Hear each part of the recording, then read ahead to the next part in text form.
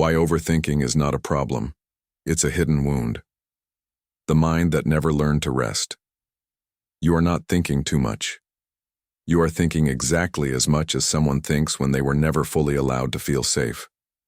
That distinction matters more than anything else that will be said in this video.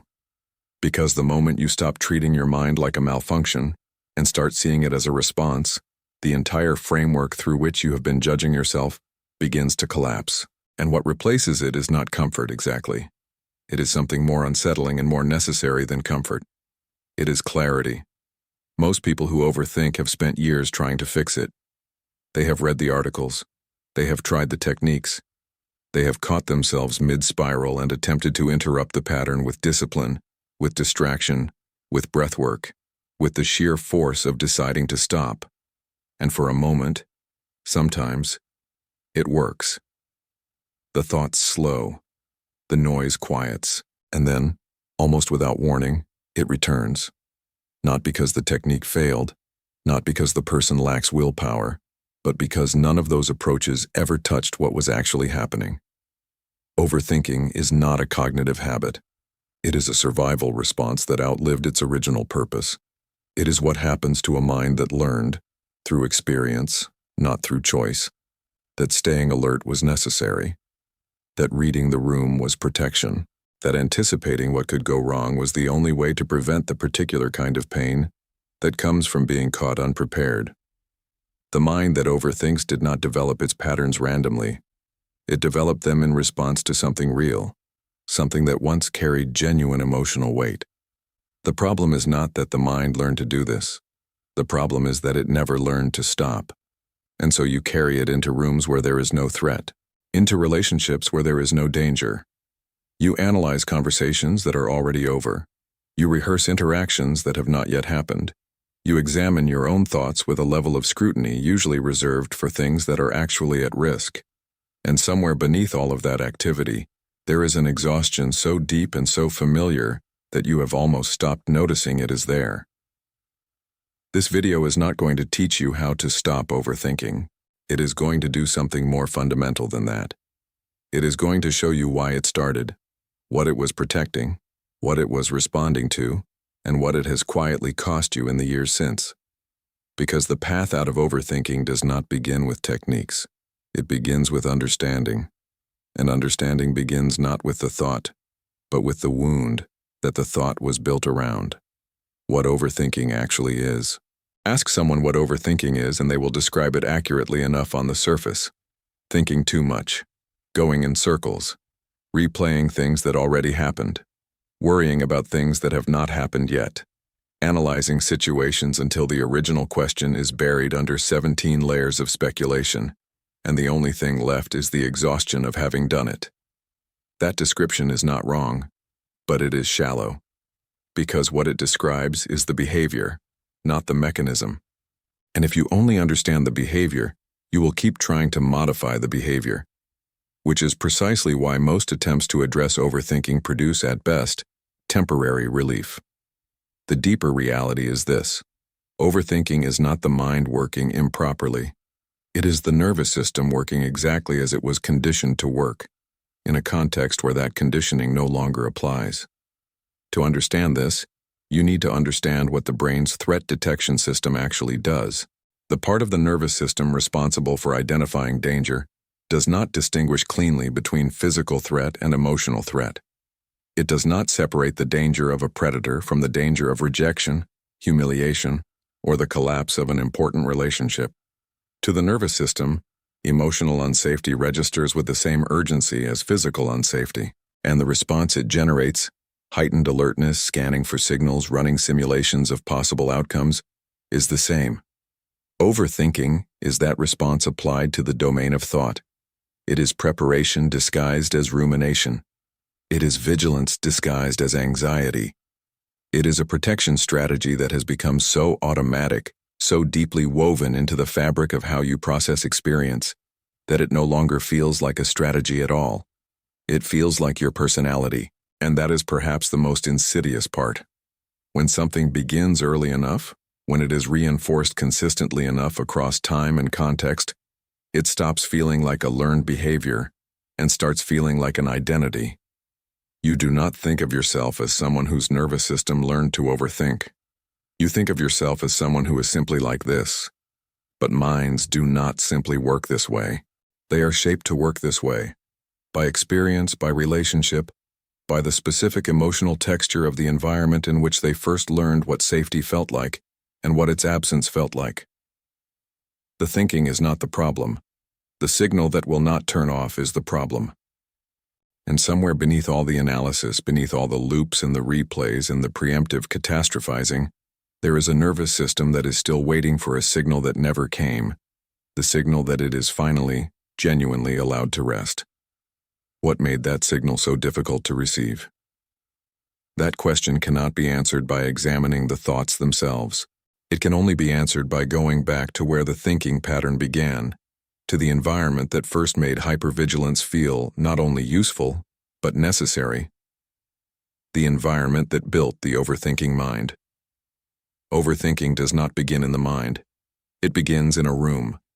It begins in the specific emotional atmosphere of the environment, where you first learned what it meant to exist among other people, where you first discovered whether the world of close relationships was a place of reliable safety or a place that required careful, constant navigation. Most people, when they search for the origin of their overthinking, look for something dramatic. A single traumatic event, a clear moment of rupture, a definable experience they can point to and say, that is where it started. And sometimes that is true. But more often, the environments that produce chronic overthinking are not defined by dramatic events. They are defined by a sustained emotional texture, a quality of daily experience that, accumulated across months and years, teaches the developing mind specific lessons about what to expect from the world. What does that texture look like? It looks like emotional unpredictability. A parent whose mood shifted in ways that felt disconnected from anything the child had done, so that the child learned to scan, to read micro-expressions, to detect the slight change in tone that signaled what kind of evening this would be. Not because the child was naturally anxious, but because detecting that signal early enough genuinely mattered. It looks like love that felt conditional, that seemed to expand when performance was high and contract when mistakes were made. In that environment, the mind learns that approval is not guaranteed, that the distance between being accepted and being quietly withdrawn from is something that has to be managed with ongoing precision. It looks like environments where conflict was never named, where tension existed beneath the surface of normal family life but was never acknowledged directly. So the child grew up fluent in subtext, in silence, in the emotional meaning of things that were not said. That fluency is remarkable. It is also exhausting to carry for a lifetime.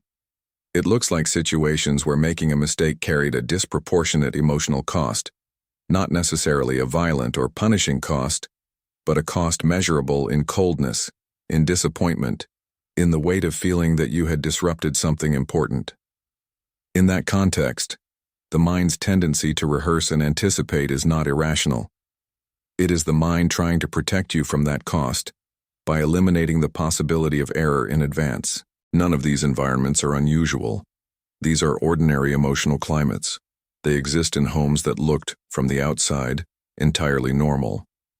In families that were not abusive by any conventional definition. In childhoods that contained genuine warmth and love alongside the specific conditions that produced a mind that never fully learned to trust its own safety. You do not need an extraordinary history to develop an overthinking mind. You need only a sustained experience of emotional environments where attentiveness had clear survival value, and where relaxing that attentiveness, even briefly, came with a cost you were not willing to pay again. The mind that emerged from those environments is not damaged. It is calibrated to a world that no longer exists in the same form. And what does it cost you, every single day, to keep running that calibration in a life that has already changed? The hidden logic of rumination. There is a specific kind of mental suffering that feels uniquely pointless. You already know how the story ends. You were there. You lived through it. You have replayed it enough times to have memorized every detail. The exact words that were said, the exact moment something shifted, the precise point at which you wish you had responded differently.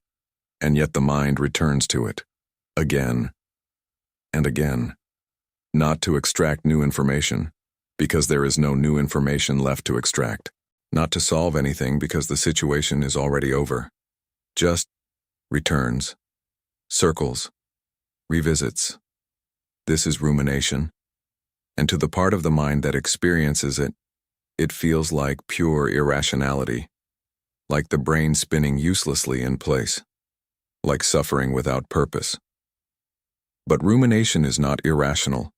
It has a precise psychological function, one that becomes visible the moment you understand what the mind is actually trying to accomplish when it refuses to let something go. Rumination is the mind's attempt to achieve retroactive control. When something painful happens, the mind does not automatically process it and move on. Processing requires something specific, the ability to feel the emotion that the event produced, to stay with that feeling long enough for it to complete its natural arc, and to arrive at some form of integration that allows the nervous system to close the file. But for many overthinkers, that natural arc was interrupted early. In environments where emotional expression was unsafe or unacknowledged, children learned to do something extremely resourceful and extremely costly: process emotion through thought rather than through feeling. To take something that needed to be felt and instead analyze it, turn it into a cognitive problem to be solved rather than an emotional experience to be metabolized. The result is an emotional residue that never fully resolves. The feeling that was supposed to move through was rerouted into thinking, and thinking, no matter how sophisticated, cannot complete what only feeling can complete.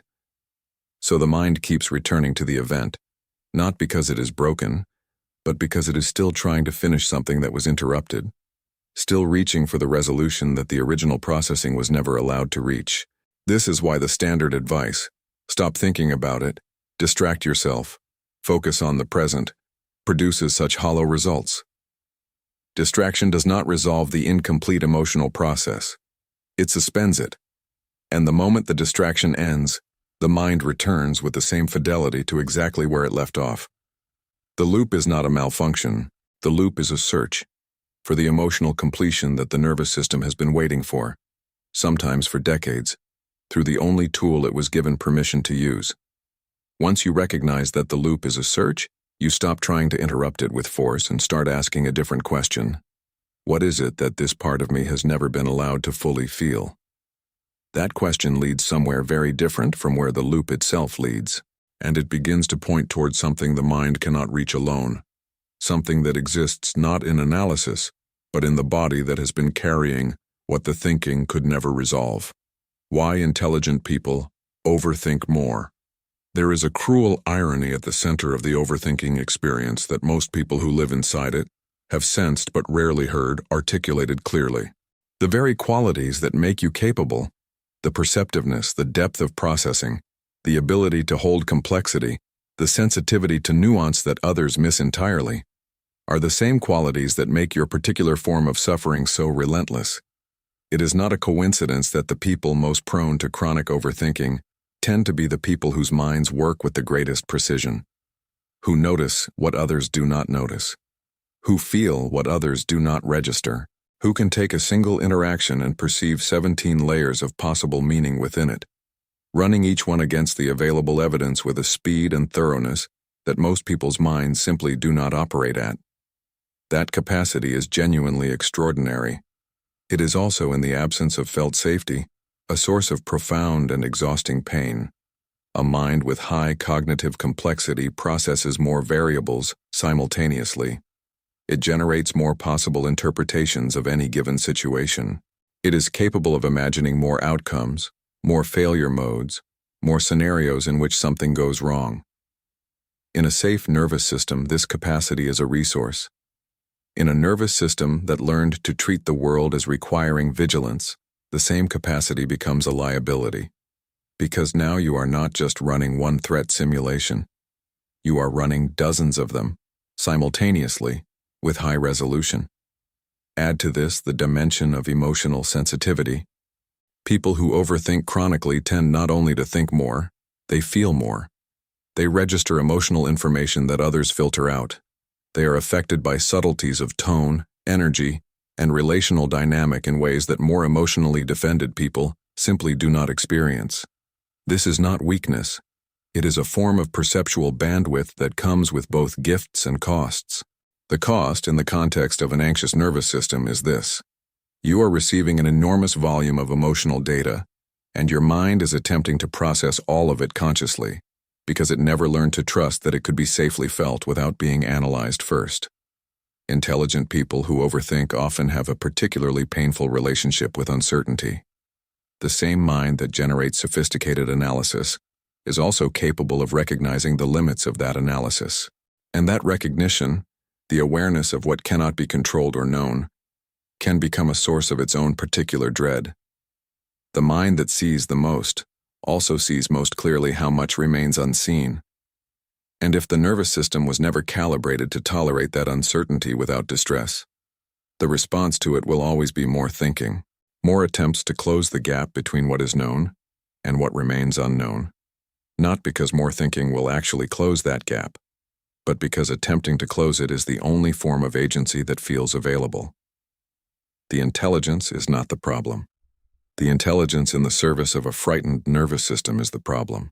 And until the nervous system receives something that cognition alone cannot provide, the mind will keep using its most sophisticated tools in the service of a wound that those tools were never designed to heal. The body that carries what the mind cannot process. At some point, the overthinking stops feeling like thinking. It starts feeling like weight, a heaviness that is difficult to locate precisely. Not quite physical pain, not quite emotional pain, but something that lives in the overlap between the two. A tightness in the chest that arrives before you have consciously identified what you are anxious about. A fatigue that sleep does not fully resolve. A baseline tension in the body that has been present for so long, you have stopped registering it as tension and started registering it as simply how you feel. This is not incidental to overthinking. It is where overthinking lives when it is not visible as thought. The nervous system that learned to remain perpetually alert expresses that alertness through the body, through the muscular holding patterns that develop when the body prepares for threat and never fully receives the signal to release. Through the elevated cortisol baseline that, over time, fundamentally alters how the body regulates energy and sleep. Through the tension headaches, the jaw clenched even during sleep, all of which are the body doing exactly what a body in a perceived threat environment is designed to do. The body does not distinguish between a threat that is real and a threat that is imagined by an anxious mind. It responds to both with the same physiological preparation. Many overthinkers carry a disconnection from their own bodies that developed precisely because the body was too painful a place to inhabit. When the environment does not provide reliable co-regulation, the developing nervous system learns to escape upward, into the mind, into the slightly safer territory of thought, where the suffering at least has the appearance of being manageable. The body, in that retreat, is left to hold what the mind could not process. This is not a metaphor. Research in somatic psychology and trauma physiology has consistently shown that unprocessed emotional experience is stored in the body's tissues, in the nervous system's regulatory patterns, in the specific ways that muscles hold and release, and the specific ways that the breath moves or fails to move through the chest. The body becomes an archive of everything the mind was not allowed to feel, and this is why purely cognitive approaches to healing so frequently produce insight without transformation. The understanding arrives in the mind, but the wound is not in the mind. It is in the body that learned to brace, in the nervous system that learned that relaxing was not safe. You cannot think your way into the body. You can only arrive there through a different kind of attention, slower, more patient, less oriented toward solving, and more oriented toward feeling. An attention that requires the one thing the original adaptation was designed to avoid, the experience of feeling what is there, without immediately converting it into thought. That discomfort is not a sign that something is wrong. It is a sign that you are getting close to something real. The relationships overthinking destroys quietly. The loneliness of overthinking is a particular kind of loneliness. It is not the loneliness of isolation exactly, though it can produce that. It is the loneliness of being in a room full of people, or in a conversation with someone you genuinely care about, and still feeling a glass wall between you and them. Present, visible, responsive even, but not fully there. Not fully in contact with what is actually happening, because a significant portion of your cognitive and emotional resources are occupied elsewhere, monitoring, analyzing, preparing, managing. Overthinking does not only live inside the mind, it shapes the entire architecture of how you relate to other people. The overthinking mind does not enter a significant interaction fresh. It enters it having already run the scenario multiple times, having anticipated multiple possible responses, having prepared for multiple versions of how things might go wrong. By the time the interaction begins, a kind of emotional pre-exhaustion has already set in. The spontaneity that genuine connection requires has already been partially consumed by the rehearsal that preceded it. While the interaction is happening, part of the mind is always slightly removed, observing, evaluating, monitoring the other person's tone for signals. Am I talking too much? Did that land wrong? What did that pause mean? The interaction that the other person is experiencing as a conversation is being experienced, internally, as a continuous assessment process. The other person rarely knows this is happening, and that gap, between what is visible and what is internally occurring, is itself a source of profound loneliness, because you are not fully where they think you are, and they cannot see where you actually are. Then there is the pattern that is perhaps the most quietly destructive of all, the withdrawal before the anticipated rejection. The overthinking mind sometimes arrives at a conclusion before the evidence is in, senses a cooling in someone's effect, a response that was shorter than expected. And rather than sit with the uncertainty of not knowing what that means, the mind moves immediately to its most practiced protection strategy. Create distance before distance is created for you. This is not manipulation. It is a protection reflex so deeply automatic that the person executing it often does not recognize it as a choice. Because the pattern of preemptive withdrawal, repeated across relationships, across years, gradually trains the people in your life that a certain level of closeness is the limit. They do not know why. They only know that something, at some invisible threshold, always seems to change. And over time, relationships that could have deepened remain at the surface. Not because the connection was absent, but because the protection strategy was more powerful than the longing. The deepest irony of the overthinking mind in relationship is this: the very behavior designed to prevent loss reliably produces it. Not always dramatically, not always visibly, but slowly, quietly, in the accumulation of half-presences and preemptive withdrawals and conversations that stopped just before they could have become genuinely intimate. The loneliness the overthinking mind most fears is the loneliness it most reliably creates. The perfectionism, beneath the surface. Perfectionism is almost never about standards. The version most closely related to overthinking is not the perfectionism of someone trying to be the best. It is the perfectionism of someone trying to avoid a specific kind of consequence, a consequence that at some earlier point in their history was attached to the experience of being wrong, being insufficient, being caught making a mistake in a context where that mistake carried emotional weight. This form of perfectionism is not about achievement. It is about safety. The overthinking mind rehearses obsessively not because it wants to perform well in some abstract sense, but because somewhere in its experiential history, the gap between a good performance and an imperfect one was not a neutral difference of quality. It was the difference between being met with warmth and being met with coldness, between feeling acceptable and feeling like a source of disappointment, between belonging and the particular exile of feeling like you had, once again, failed to be what someone needed you to be. In that context, preparation is not ambition. Preparation is the closest thing available to a guarantee that the painful outcome will not repeat itself. And this is precisely why the standard advice, embrace imperfection, accept failure as growth, lower your standards, so frequently fails the overthinking mind. Because that advice treats perfectionism as an attitude problem when it is actually a survival strategy. You cannot talk someone out of a survival strategy by telling them to relax. You can only address it by attending to the fear that the strategy exists to manage. What is that fear at its core? It is the fear that being imperfect in ways that are witnessed by someone who matters will produce a loss that cannot be recovered from. Not a loss of status, but of something more fundamental, the sense that you are acceptable as you are, that the version of you that makes mistakes, that sometimes fails to perform with the precision that has come to feel mandatory, that version is not only tolerable to the people whose regard you need, but genuinely welcome. The overthinking mind frequently has very little evidence for this possibility.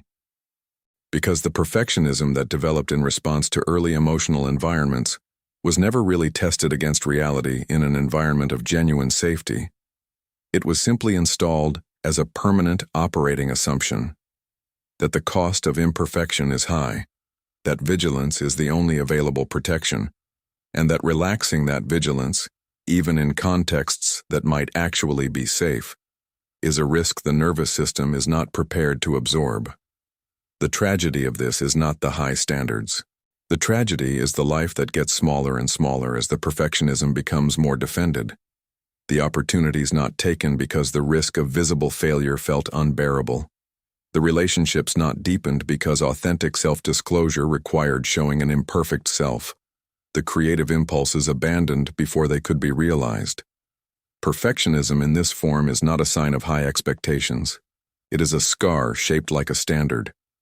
Why you cannot think your way out of overthinking. At some point, the overthinking mind turns its considerable capacity on itself. It discovers psychology. It discovers therapy. It discovers the frameworks, attachment theory, nervous system regulation, inner child work, cognitive behavioral models. And it does what it does with everything. Analyzes them thoroughly, develops a sophisticated conceptual map of its own patterns, and waits for the understanding to produce the relief that understanding is supposed to produce. And the understanding does arrive. You can name your attachment style. You can trace the origins of your rumination to specific relational dynamics. You can identify the environmental conditions that produced your nervous system patterns with an accuracy that genuinely impresses the people you describe it to. You understand yourself, in the cognitive sense, with considerable sophistication. And yet, the 3 a.m. spiral still comes. The preemptive withdrawal still happens. The body still tightens at the sound of a particular tone of voice. The loop still runs. The knowing does not seem to translate into the feeling differently, which is the only translation that actually matters. This is not a failure of intelligence. It is a demonstration of something important about the nature of the wound. The instrument you are using to heal yourself is the same instrument that developed in response to the original pain. It is sophisticated. It is capable, and it has a fundamental limitation. It can describe the wound with extraordinary precision, but it cannot feel on your behalf. And healing, at its most essential level, is not a cognitive event. It is a nervous system event. What changes a nervous system is not information. What changes a nervous system is experience, specifically, the experience of being in a state of emotional activation and having that activation met, held, and brought back to equilibrium. Either through relationship, through somatic practice, through the slow accumulation of moments where the feared outcome did not occur, and the nervous system gradually, reluctantly, began to update its predictions. The mind can point toward these experiences. It can help identify what is needed. But the mind cannot substitute for the experiences themselves. This is the central paradox that every intellectually sophisticated overthinker eventually confronts. The very tool that has been most reliable throughout their life, the capacity to think through problems, to analyze and understand and construct meaning, reaches a precise limit when applied to its own foundations. There is a kind of grief in this realization. The grief of discovering that the approach that has always worked cannot complete this particular task.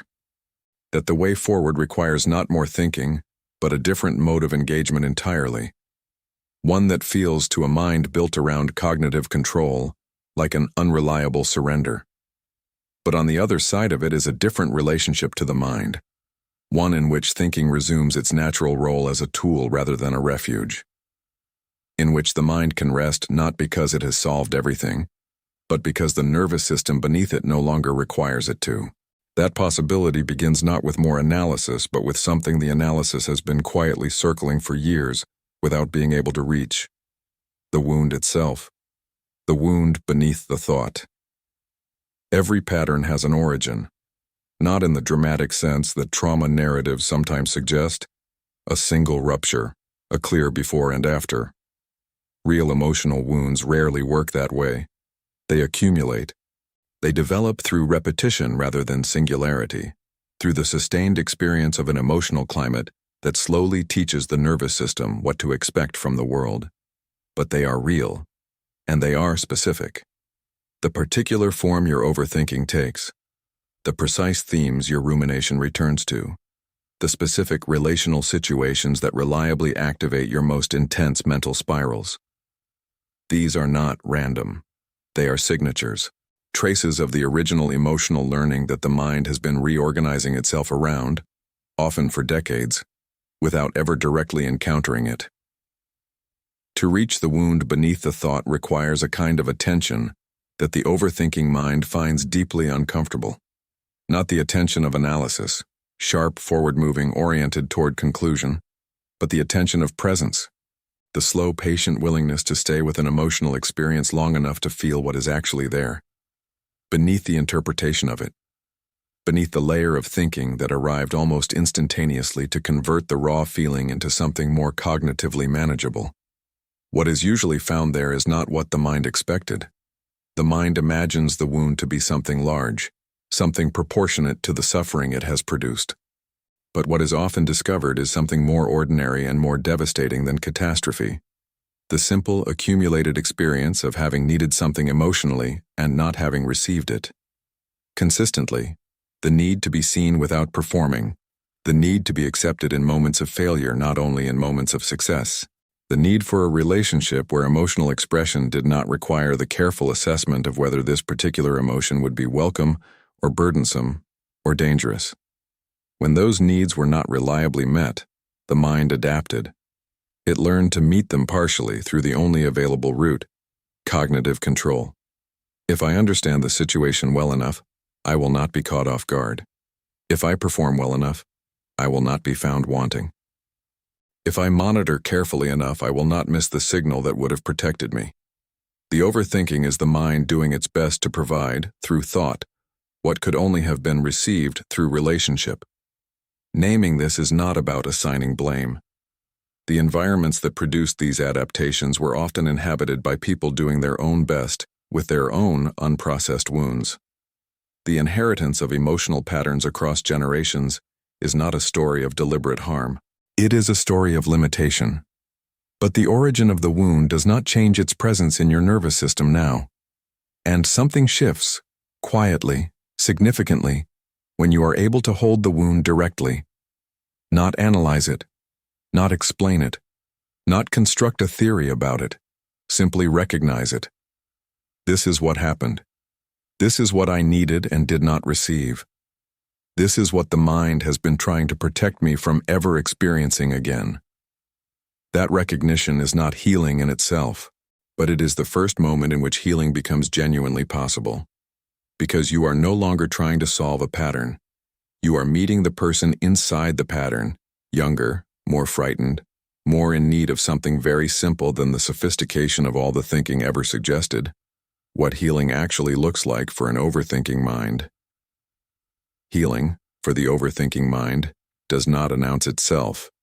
It does not arrive as silence or as the sudden cessation of mental activity.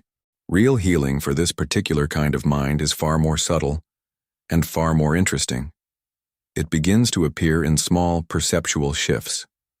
A moment where you catch yourself in the middle of a familiar loop and notice, not with judgment, but with something closer to recognition, that you are looping. That there is a difference between you and the thought. That the thought is something occurring in you, not something that you are. It appears in the body first, usually. A moment of unusual ease in a situation that would previously have produced tension. A conversation that moves past the familiar glass wall and becomes, briefly, genuinely intimate. And you notice, with a mixture of surprise and grief, how long it has been since something felt that real. A morning where the first thought upon waking is not immediately threat-colored. Healing also looks like a changed relationship to uncertainty, not the elimination of discomfort in the face of the unknown. That particular discomfort may never entirely disappear, but a gradual increase in the window of tolerance for not knowing, an ability to hold an open question without immediately mobilizing the full cognitive apparatus to resolve it. This is not passive. It is one of the most demanding forms of psychological work that exists, because it requires the mind to repeatedly resist its most practiced response and instead do something that feels, at first, almost irresponsible. Simply remain. Feel what is there. Trust that the feeling can be survived without being immediately converted into thought. What makes this possible gradually is not willpower. It is experience. The accumulating experience of having felt something difficult, a fear, a grief, an uncomfortable truth about oneself, and having survived it without the catastrophic consequence the nervous system predicted. Each such experience is a small piece of evidence deposited in the nervous system's threat assessment ledger. Across time, across enough repetitions, the model begins to shift. Relationships matter here in a way that cannot be substituted. The nervous system that learned its original lessons in relationship will only update those lessons in relationship. The experience of being genuinely seen in a moment of imperfection and not losing the relationship. Of expressing a difficult emotion and having it received with care rather than minimized or met with distance. Healing also looks like learning to think with the mind rather than from it. The goal is not a mind that thinks less. It is a mind whose thinking is no longer in the permanent service of threat management. A mind that can be curious without being anxious. That can analyze without being compelled to. That can rest between thoughts not because it has arrived at a definitive solution, but because the nervous system beneath it no longer requires constant cognitive activity as proof of safety. That mind is not a different mind. It is the same mind, finally working in the conditions it always needed. The person you become. When the mind finally rests. This is not a story with a clean ending. The mind that spent years in hypervigilance does not simply become quiet. The nervous system that was calibrated to threat does not recalibrate in a linear progression towards stillness. The person who emerges from the long work of understanding and integrating the wound beneath the overthinking is not a new person. They are the same person, with the same intelligence, the same perceptiveness, the same depth of emotional experience, living in a fundamentally different relationship to their own inner world. What that looks like, from the inside, is difficult to describe with precision, but there are textures to it that are recognizable. There is a quality of presence that begins to become available. Not the performed presence of someone who has trained themselves to appear attentive while their mind conducts its surveillance operations in the background, but actual presence, the experience of being in a moment and having most of yourself genuinely there. Of a conversation landing in you rather than being processed at you. Of a meal, a piece of music, an ordinary afternoon carrying a quality of realness that years of mental hyperactivation had slowly filtered out. There is also, and this is unexpected for many people, a different relationship to the mind's complexity. The same perceptiveness that made overthinking so relentless begins, in a safer nervous system, to reveal a different face. The capacity to notice nuance, to hold multiple perspectives simultaneously, to feel the emotional texture of a situation with precision, these remain, but they begin to feel less like burdens and more like the extraordinary capacities they actually are. The mind that once constructed elaborate threat scenarios begins gradually to direct that same sophistication toward curiosity, toward creativity, toward the kind of deep engagement with ideas and people that was always what the mind was built for. The mind that overthinks is not a lesser mind, it is a powerful mind in a state of profound misapplication. As the protection becomes less urgently necessary, those capacities become available for something else, for something that the years of threat management had been quietly crowding out. There is grief in this process too.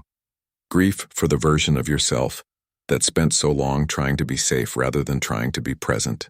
Grief for the relationships that remained at the surface, for the opportunities bypassed, for the life that was partially lived through the glass wall of hypervigilance rather than directly encountered. That grief is not self-pity. It is an appropriate response to real loss. And it is, paradoxically, one of the clearest signs that something genuine is shifting. Because feeling what was missed is itself a form of arrival. The person who emerges on the other side of this work is not calm in the way that emptiness is calm.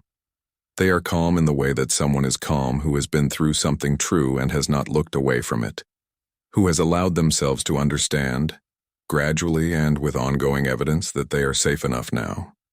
Not perfectly safe, not free from difficulty or loss, but safe enough to be present, safe enough to let people in, safe enough to think without the thinking being the only available shelter.